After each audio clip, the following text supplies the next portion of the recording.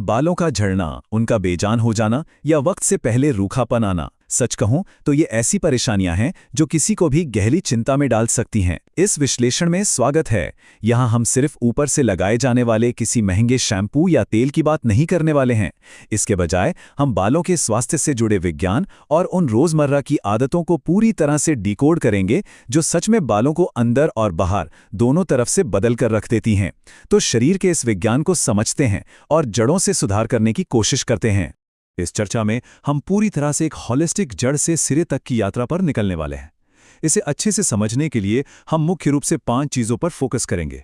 सबसे पहले समस्या की जड़, फिर बालों के लिए जरूरी पोषण, उसके बाद एक बढ़िया रूटीन कैसे बनाएं, हमारी रोजमर्रा की जीवन शैली की आदतें और गलतियां, और अंत में परिणाम दिखने में लगने वाला समय और मेडिकल सलाह। सुबह उठकर तकिए पर गिरे हुए वो बाल, या फिर कंघी करते वक्त बालों का आसानी से टूट जाना, और हाँ, समय से पहले बालों का सफेद होना, ये सब देखकर कभी ना कभी घबराहट तो होती ही है।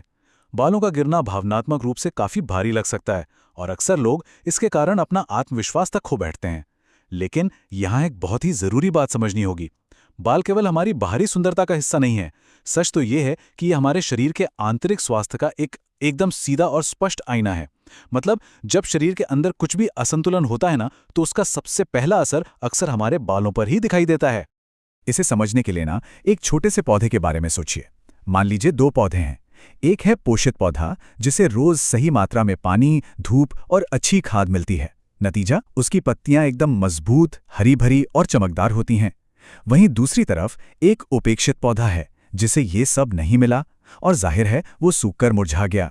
यकीन मानिए, हमारे बाल भी बिल्कुल इसी तरह काम करते हैं। उन्हें भी पनपने के लिए लगातार अंदरूनी पोषण और बाहरी सुरक्षा की जरूरत होती है। तो चलिए आगे बढ़ते हैं और देखते हैं कि ये सब असल में काम कैसे करता है।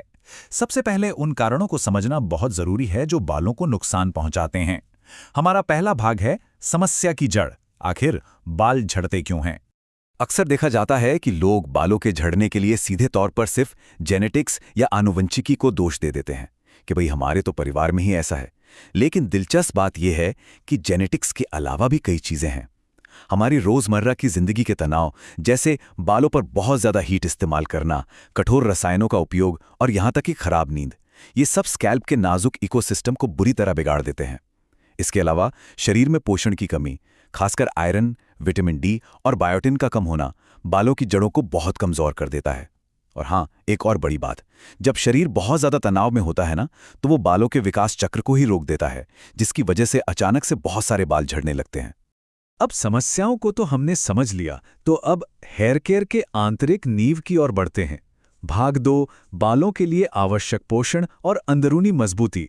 ये इस बात पर सबसे ज्यादा जोर देता है कि जो शरीर के अंदर जा रहा है वो उतना ही महत्वपूर्ण है जितना कि जो बालों पर ऊपर से लगाया जा रहा है।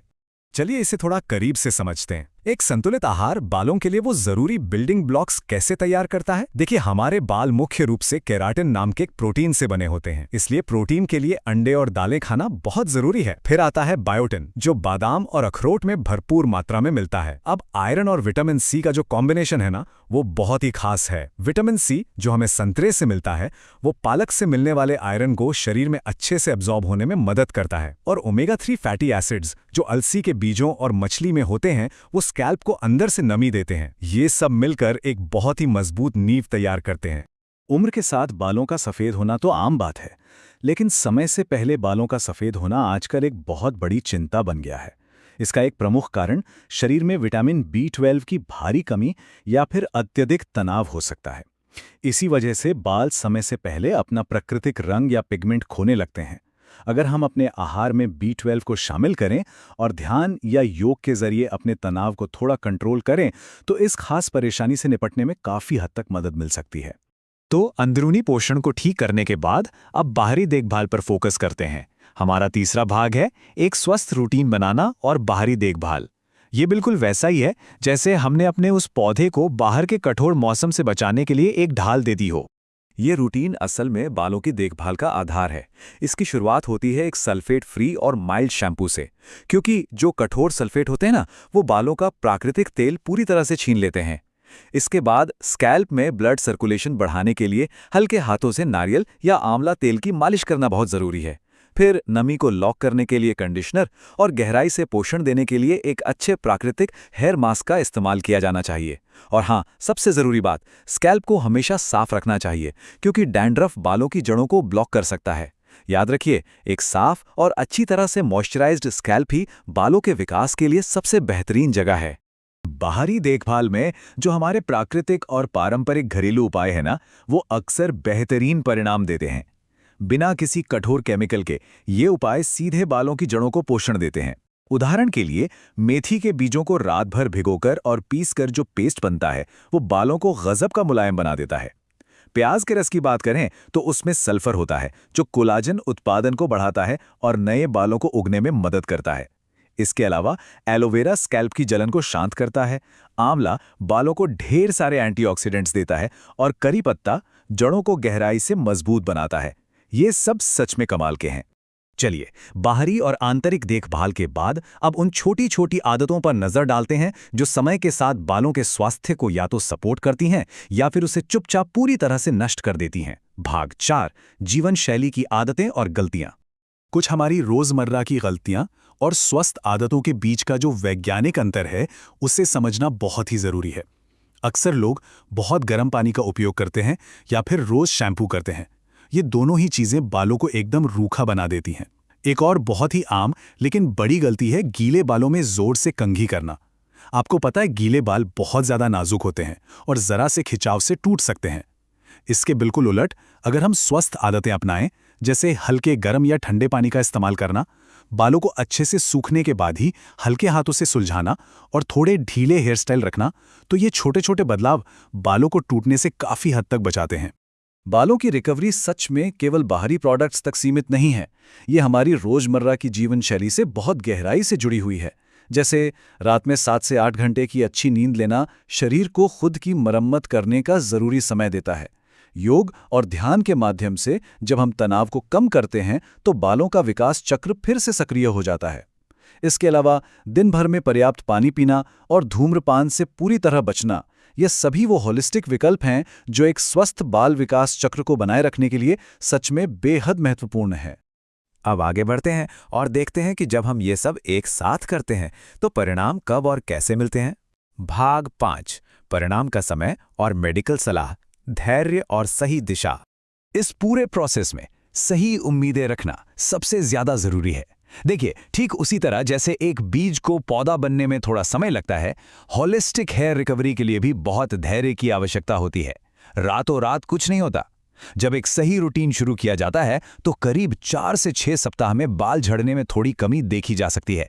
फिर 2 से 3 महीने के लगातार प्रयास के बाद छोटे छोटे नए बाल उगना शुरू होते हैं और पूरे 6 महीने के बाद ही बालों के समग्र स्वास्थ्य में एक स्पष्ट और स्थायी सुधार दिखाई देता है। तो सबसे बड़ी बात यही है कि निरंतरता यानी कंसिस्टेंसी ही सफलता की असली कुंजी है। हालांकि यहाँ ये स्पष्ट करना भी बहुत जरूरी है कि आखिर कब घरेलू देखभाल काफी नहीं होती। अगर बहुत तेजी से और अचानक बाल झड़ रहे हैं, बालों के गुच्छे या पैचेस गिर रहे हैं या स्कैल्प पर कोई गंभीर संक्रमण और खुजली है, तो ये शरीर के अंदर किसी और मेडिकल कंडीशन का संकेत हो सकता है।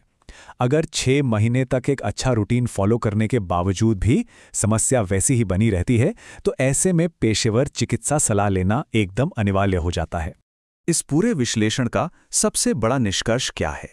देखिए, बाजार भले ही महंगे सीरम और जादुई शैम्पू के बड़े बड़े दावों से भरा पड़ा हो, लेकिन सच्चाई यही है कि अंदरूनी स्वास्थ्य और एक कंसिस्टेंट सौम्य दिनचर्या हमेशा किसी भी क्विक फिक्स वाले प्रोडक्ट को मात दे देगी। बालों की असली सुंदरता कोई चमत्कार नहीं है, बल्कि ये हमारे ओवरऑल समग्र स्वास्थ्य का ही एक विस्तार है। हम आज के इस चर्चा को एक बहुत ही शक्तिशाली विचार के साथ समाप्त करते हैं। जड़ें मजबूत हों तो हर बाल चमकता है। ये सिर्फ हमारे स्कैल्प के बारे में नहीं है, बल्कि हमारे आहार, हमारी नींद और हमारी आदतों के बारे में भी है। इस चर्चा में शामिल होने के लिए धन्यवाद। तो अंत में अपने आप से पूछने वाली बात यह है, जड़ों को अंदर से मजबूत करने के लिए अपनी दिनचर्या में वो कौन सा पहला बदलाव है जो सबसे ज्यादा असरदार साबित होने वाला है? ऐसे ही अमेजिंग वीडियोस देखने के लिए वीडियो को लाइक करें और चैनल को सब्सक्राइब करना ना भूलें।